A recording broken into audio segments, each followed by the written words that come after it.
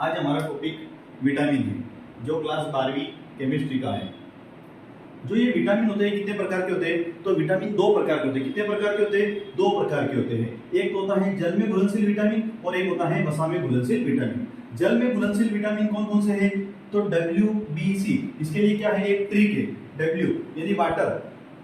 Water से अपन को पता चलेगा कि बी और सी ये दोनों विटामिन क्या है? जल में घुलनशील है। किसमें घुलनशील है? जल में घुलनशील है। इसके अतिरिक्त इन दोनों विटामिन के अतिरिक्त जो भी बचे हैं विटामिन ए, डी, ई और के, ये चारों विटामिन किसके अंदर घुलनशील है? वसा के अंदर घुलनशील है। किसके अंदर घुलनशील है? वसा के अंदर घुलनशील है। हमको क्या करना है? हमको ये ट्रिक याद रखनी है। WBC से निकलेगा बी और सी, ये दोनों विटामिन जल के अंदर घुलनशील है। अब हम देखते हैं कि सर्वप्रथम खोजा गया विटामिन कौन सा है? तो सर्वप्रथम खोजा गया विटामिन सी है। यह हमारे शरीर में सर्वप्रथम खोजा गया विटामिन है। अब हम देखते हैं कि क्या विटामिन का निर्माण मानव शरीर में होता है? तो विटामिन का निर्माण मानव शरीर में नहीं होता है। जब विटामिन का निर्माण मानव शरीर में नहीं होता है तो इसे हम कहाँ से प्राप्त करेंगे? इसे हम भोजन के माध्यम से प्राप्त करेंगे। अगर कोई व्यक्ति अच्छा भोजन करेगा जिसमें पौष्टिक आहार है तो उसके पौष्टिक आहार में विटामिन होंगे, और विटामिन जब होंगे तो उसका स्वास्थ्य भी कैसा होगा? अच्छा होगा। कैसा होगा? उसका स्वास्थ्य अच्छा होगा। फिर हम देखते हैं कि क्या ये विटामिन हम लेते हैं भोजन के माध्यम से, तो क्या इससे हमको कोई ऊर्जा प्राप्त होती है क्या? नहीं, विटामिन से हमको कुछ भी ऊर्जा प्राप्त नहीं होती। तो जब विटामिन से ऊर्जा प्राप्त नहीं होती तो हमारे शरीर में ऊर्जा का स्रोत क्या है? यानी हमें ऊर्जा कहाँ से प्राप्त होगी? तो हम देखेंगे कि हमारे शरीर में को ऊर्जा प्रोटीन, लिपिड और कार्बोहाइड्रेट से प्राप्त होती है। किससे प्राप्त होती है? प्रोटीन, लिपिड और कार्बोहाइड्रेट से प्राप्त होती है। तो हम देखेंगे क्या ये प्रोटीन, लिपिड और कार्बोहाइड्रेट ये हमें कहाँ से प्राप्त होते हैं? तो प्रोटीन, लिपिड और कार्बोहाइड्रेट ये तीनों भी हमको कहाँ से प्राप्त होते हैं? तो भोजन के माध्यम से प्राप्त होते हैं। कहाँ से प्राप्त होते हैं? भोजन के माध्यम से प्राप्त होते हैं। इसमें ऊर्जा के रूप में सर्वाधिक उपयोग किसका किया जाता है? तो कार्बोहाइड्रेट का किया जाता है। परंतु 1 ग्राम में अगर देखा जाए सर्वाधिक ऊर्जा कौन प्रदान करेगा? तो लिपिड प्रदान करता है। कौन प्रदान करता है? लिपिड प्रदान करता है। 1 ग्राम लिपिड से 9.3 किलो कैलोरी एनर्जी हमको प्राप्त होती है। तो अब हम देखते हैं कि ये विटामिन न तो हमें ऊर्जा देता है तो ये क्या कार्य करता है? तो विटामिन किसमें सहायता करता है?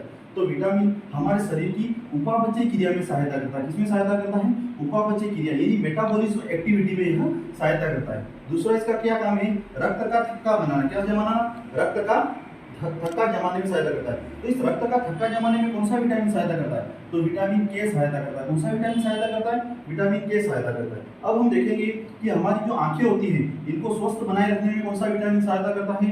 तो विटामिन ए होता है। कौन सा? Vitamin A. ये हमारी आंखों को स्वस्थ बनाए रखने में सहायता करता है। अब केवल इस पर क्लिक कर देना। पहले क्या देखा? विटामिन के प्रकार देखे। तो विटामिन के कितने प्रकार होते हैं? 2 प्रकार होते हैं। एक होता है जल में घुलनशील विटामिन और एक होता है वसा में घुलनशील विटामिन।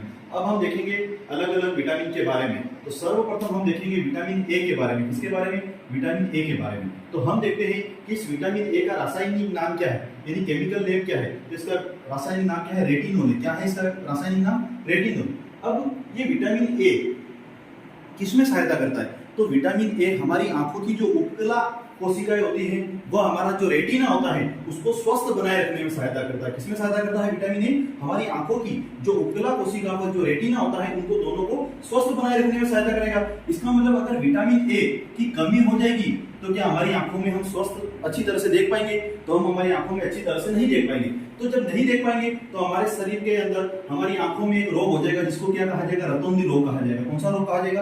रतौंधी रोग कहा जाएगा। जब हमारी आंखों में अगर रतौंधी रोग हो गया तो अब हमें आंखों से स्पष्ट दिखाई नहीं देगा। जब आंखों से स्पष्ट दिखाई नहीं देगा तो अब हम किसके पास जाएंगे? डॉक्टर के पास जाएंगे। तो डॉक्टर कहेगा कि तुम्हारी आंखों में एक रोग हो गया है जिसको उस रोग का नाम है रतौंधी रोग, और यह रोग विटामिन ए की कमी से हुआ है। किसकी कमी से हुआ है? विटामिन ए की कमी से। तो डॉक्टर कहेगा कि तुम्हें उन चीजों को ज्यादा से ज्यादा खाना चाहिए जिनसे विटामिन ए प्राप्त होता है। तो हमें कहेगा डॉक्टर कि आपको गाजर, मूली, पालक और सुनहरा चावल यानी गोल्डन राइस। कौन सा? Golden rice. इस गोल्डन राइस से क्या प्राप्त होगा? विटामिन ए प्राप्त होगा। क्या प्राप्त होगा? विटामिन ए प्राप्त होगा। देखो ये जो विटामिन ए है ये किसका व्युत्पन्न है? तो बीटा कैरोटीन का व्युत्पन्न है। किसका व्युत्पन्न है? बीटा कैरोटीन का। जो हमारी गाजर, मूली, पालक और सुनहरा चावल है इसके अंदर क्या पाया जाएगा? बीटा कैरोटीन पाया जाएगा। क्या पाया जाएगा? Beta carotene. जैसे ही बीटा कैरोटीन गाजर को हमने खाया तो बीटा कैरोटीन हमारे शरीर के अंदर गया। कहां पर गया? शरीर के अंदर गया, और शरीर के अंदर यकृत में जाकर, यहां पर जाकर यकृत यानी लीवर में जाकर यह किसके अंदर बदल जाएगा? विटामिन ए में बदल जाएगा। किसमें बदल जाएगा? विटामिन ए में। और यह अब विटामिन ए हमारे जो रेटिना है उसको स्वस्थ बनाए रखने में सहायता करेगा। किसमें स्वस्थ बनाए रखने में सहायता करेगा? रेटिना को स्वस्थ बनाए रखने में सहायता करेगा। अब हम देखते हैं कि अगर विटामिन ए की कमी हुई तो हमारे रेटिना पर प्रभाव पड़ा। किस पर प्रभाव पड़ा? रेटिना पर प्रभाव पड़ा। तो देखो, इस रेटिना को देखो और इस रेटिनोल को देखो। इस रेटिना का थोड़ा सा अगर हम प्रोनाउंसिएशन चेंज करें तो क्या निकलेगा? रेटिनोल निकलेगा। क्या निकलेगा? रेटिनोल। इस रेटिना के पीछे अगर हम ल लगा देंगे तो क्या इस विटामिन ए का रासायनिक नाम हमें पता चल जाएगी? नहीं चल जाएगी।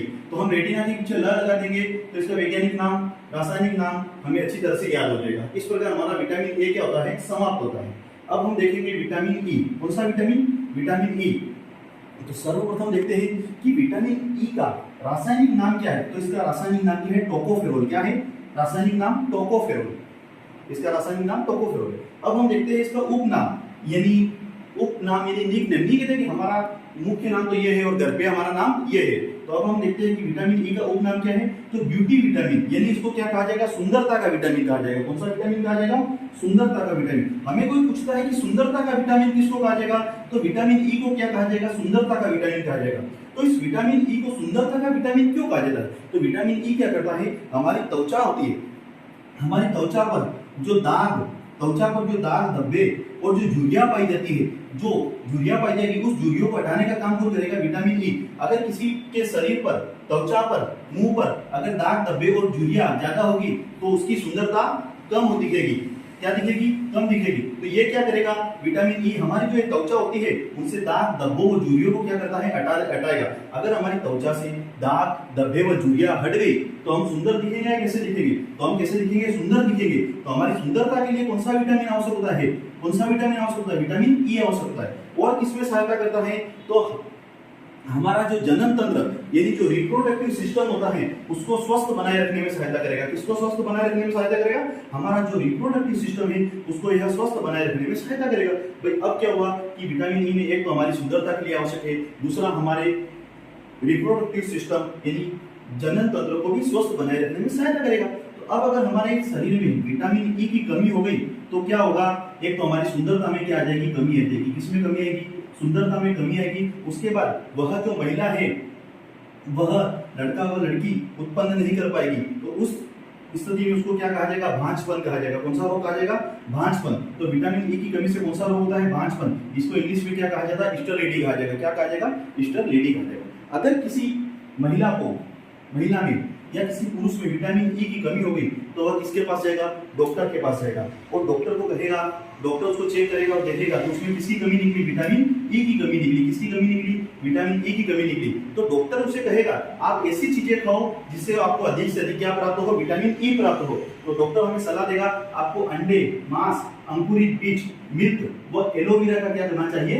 सेवन करना चाहिए। क्या करना चाहिए? सेवन करना चाहिए। यानी इन चीजों को आपको ज्यादा से ज्यादा खाना चाहिए। तो अगर इन चीजों को आप ज्यादा से ज्यादा खाओगे तो विटामिन ई की कमी आपको क्या हो जाएगी? दूर हो जाएगी। इसीलिए तो हम क्या करते हैं, जो फेस वॉश हम लाते हैं उस फेस वॉश में कौन सा फेस वॉश ज्यादातर लाते हैं? एलोवेरा वाला, ताकि उस एलोवेरा वाले फेस वॉश को हम लगाएंगे तो हमारी त्वचा से जो दाग धब्बे और झुर्रियां हैं वो क्या हो जाएगी? हट जाएगी। उसके बाद हमने देखे कि जो ज्यादातर क्रिकेटर और जो फिल्म इंडस्ट्री में काम करते हैं वो ज्यादातर किसका सेवन करते हैं? मांस का सेवन करते हैं। क्यों? क्योंकि मांस के अंदर क्या पाया जाता है? Vitamin E. और जब मांस के अंदर विटामिन ई पाया जाएगा तो वह कैसा दिखेगा? सुंदर दिखेगा। कैसा दिखेगा? सुंदर दिखेगा। तो अब देखते हैं कि इसका रासायनिक नाम सर हम कैसे याद करें।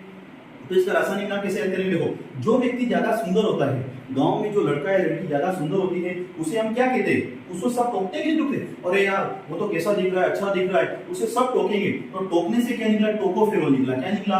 टोकने से क्या निकला? टोकोफेरोल। क्यों? क्योंकि जो सुंदर होता है, जो सच धज के निकलेगा उसे सब टोकेंगे। भाई जो भी है लड़का या लड़की, अगर वो सुंदर दिखेगा तो उसे देखकर सब उसे निहारेंगे और उसे टोकेंगे। तो टोकने से क्या निकला? टोकोफेरोल। तो टोकोफेरोल क्या निकला? किसका रासायनिक नाम निकला? विटामिन ई का। तो विटामिन ई का रासायनिक नाम क्या है? टोकोफेरोल। विटामिन ई किसमें सहायता करता है? तो हमारी सुंदरता के लिए आवश्यक होता है। साथ ही हमारा जो प्रजनन तंत्र होता है उसको भी, या रिप्रोडक्टिव सिस्टम होता है उसको स्वस्थ बनाए रखने में सहायता करता है। अब हम देखेंगे विटामिन डी। कौन सा विटामिन? Vitamin D. अब हम देखते हैं सर्वप्रथम कि विटामिन डी का रासायनिक नाम क्या है। तो विटामिन डी का रासायनिक नाम कैल्सीफेरोल है। क्या है? कैल्सीफेरोल। हमें कोई पूछता है कि विटामिन डी का रासायनिक नाम क्या है, तो कैल्सीफेरोल है। क्या है? कैल्सीफेरोल। अब हम देखते हैं कि विटामिन डी कहाँ से प्राप्त होता है, तो सूर्य से आने वाली पराबैंगनी किरणों से हमको क्या प्राप्त होता है? विटामिन डी प्राप्त होता है। इसलिए इसको क्या कहा जाएगा? सनशाइन विटामिन कहा जाएगा। क्या कहा जाएगा? Sunshine vitamin. तो आपको पूछा जा सकता है कि निम्न में से कौन से विटामिन को सनशाइन विटामिन कहा जाता है, तो विटामिन डी को क्या कहा जाता है? सनशाइन विटामिन कहा जाता है। अब बताओ कि जो विटामिन डी है इसको सनशाइन विटामिन क्यों कहा गया? क्यों? क्योंकि ये सूर्य सन से हमको क्या हो रहा है? प्राप्त हो रहा है, इसलिए इसको क्या कहा जाएगा? सनशाइन विटामिन कहा जाएगा। तो अब बताओ कि किसी व्यक्ति के अंदर अगर विटामिन डी की कमी हो जाएगी तो कौन सा रोग हो जाएगा? रिकेट्स रोग हो जाएगा। कौन सा रोग? रिकेट्स। इस रोग का संबंध हमारी हड्डियों व मांसपेशियों से होता है। जैसे होता है हमारी जो हड्डियां, वो जो मांसपेशियां होती है, उसका संबंध कौन से रोग से होता है? रिकेट्स रोग से हो जाएगा। तो जिस व्यक्ति को रिकेट्स रोग हो गया है, इसका मतलब उसकी हड्डी क्या है? कमजोर है। क्या है? कमजोर। तो उसके शरीर में बार बार क्या होगा? दर्द होगा। क्या होगा? दर्द होगा। जब उसे शरीर में बार बार दर्द होगा, वह डॉक्टर के पास गया तो डॉक्टर ने चेक किया तो देखा कि उसके अंदर तो किसकी कमी है? विटामिन डी की कमी है। तो वह कहेगा कि आप ऐसी चीजों का सेवन करो जहां से आपको ज्यादा से ज्यादा क्या प्राप्त होता है? विटामिन डी प्राप्त होता है। तो हम क्या कहेंगे? तो डॉक्टर कहेगा कि आप उन चीजों का ज्यादा से ज्यादा सेवन करो जिससे क्या प्राप्त होता है? Vitamin D. तो हमें वो क्या कहेगा कि आप मछली का तेल खाओ। किसका? मछली का तेल खाओ, अंडे खाओ, और ज्यादा से ज्यादा दिन में एक बार सूर्य के सामने आपको बैठना चाहिए। किसके सामने? दिन में 1 घंटा आपको सूर्य के सामने बैठना चाहिए, ताकि सूर्य में उपस्थित यूवी रे यानी पराबैंगनी किरणें हमारी त्वचा के ऊपर जो कोलेस्ट्रॉल है उसको किसमें बदल देगी? विटामिन डी में बदल देगी। कौन? सूर्य में उपस्थित पराबैंगनी किरणें हमारी त्वचा पर आएगी और त्वचा के ऊपर जो कोलेस्ट्रॉल है उसको किसमें बदल देगी? विटामिन डी में बदल देगी। अब इस कोलेस्ट्रॉल को विटामिन डी में बदल दिया, और विटामिन डी किसमें सहायता करेगा? तो हमारे रक्त के अंदर कैल्शियम की मात्रा को बढ़ाएगा। किसको बढ़ाएगा? रक्त में कैल्शियम की मात्रा को बढ़ाएगा। जब रक्त में कैल्शियम की मात्रा बढ़ गई तो वह कैल्शियम किसके पास में चला गया? हमारी बोन्स यानी हमारी हड्डियों व मांसपेशियों के पास में चला गया। तो अब हमारी हड्डियां व मांसपेशियां कैसी हो गई? मजबूत हो गई। कैसी हो गई है? मजबूत हो गई। तो अब हमें कोई क्वेश्चन पूछता है कि विटामिन डी का रासायनिक नाम क्या है? रासायनिक नाम क्या है? अब हम तो भूल गए कि विटामिन डी का रासायनिक नाम क्या है। तो देखो, एक काम तो याद रखो कि विटामिन डी क्या करेगा? हमारा जो रक्त है यानी जो ब्लड है उसमें किसकी मात्रा को बढ़ाएगा? कैल्शियम की मात्रा को बढ़ाएगा। अगर हमें कैल्शियम याद हो गया, क्या याद हो गया? कैल्शियम याद हो गया, तो इस कैल्शियम से क्या निकला? कैल्सीफेरोल निकला। क्या निकला? कैल्सीफेरोल। कैल्शियम को अगर हल्का सा तोड़ेंगे तो क्या निकलेगा? कैल्सीफेरोल। क्या निकलेगा? कैल्सीफेरोल। तो विटामिन डी का रासायनिक नाम याद हो गया? यस। अगर हमें विटामिन ए का रासायनिक नाम याद रखना है तो हम किसको याद रखेंगे? हमारी आंखों के अंदर क्या है? रेटिना है। रेटिना पर क्या बनेगा? प्रतिबिंब। प्रतिबिंब कब अच्छा नहीं बनेगा? जब विटामिन ए की कमी हो जाएगी। तो रेटिना से क्या निकला? रेटिनोल। रेटिना से क्या निकला? रेटिनोल। विटामिन ई का अगर हमें कोई रासायनिक नाम पूछता है तो क्या होता है? टोकोफेरोल। इसे कैसे याद करेंगे? तो विटामिन ई हमारी किसके लिए आवश्यक होता है? सुंदरता के लिए आवश्यक होता है। किसके लिए? सुंदरता के लिए। तो जो व्यक्ति सुंदर होता है उसे सब टोकते हैं, तो टोकने से क्या निकलेगा? टोकोफेरोल। क्या निकलेगा? टोकोफेरोल। अब हम देखेंगे विटामिन डी। कौन सा विटामिन? Vitamin D. तो विटामिन डी का वैज्ञानिक नाम क्या होता है? कैल्सीफेरोल होता है। क्या होता है? कैल्सीफेरोल। अब यह रासायनिक नाम हमको याद नहीं हो रहा। क्या नहीं हो रहा है? याद नहीं हो रहा। तो हम इसको कैसे याद करेंगे? विटामिन डी सूर्य से आने वाली पराबैंगनी किरणों से हमको क्या होता है? प्राप्त होता है। और यह विटामिन डी क्या करेगा? हमारे रक्त के अंदर कैल्शियम की मात्रा को बढ़ाएगा। जब यह रक्त में कैल्शियम की मात्रा को बढ़ाएगा तो कैल्शियम को हम हल्का सा तोड़ेंगे तो क्या निकलेगा? कैल्सीफेरोल निकलेगा। क्या निकलेगा? कैल्सीफेरोल। उसके बाद विटामिन डी सूर्य से आने वाले पराबैंगनी किरणों से हमको प्राप्त होता है, इसलिए इसको क्या कहा जाएगा? सनशाइन विटामिन भी कहा जाएगा।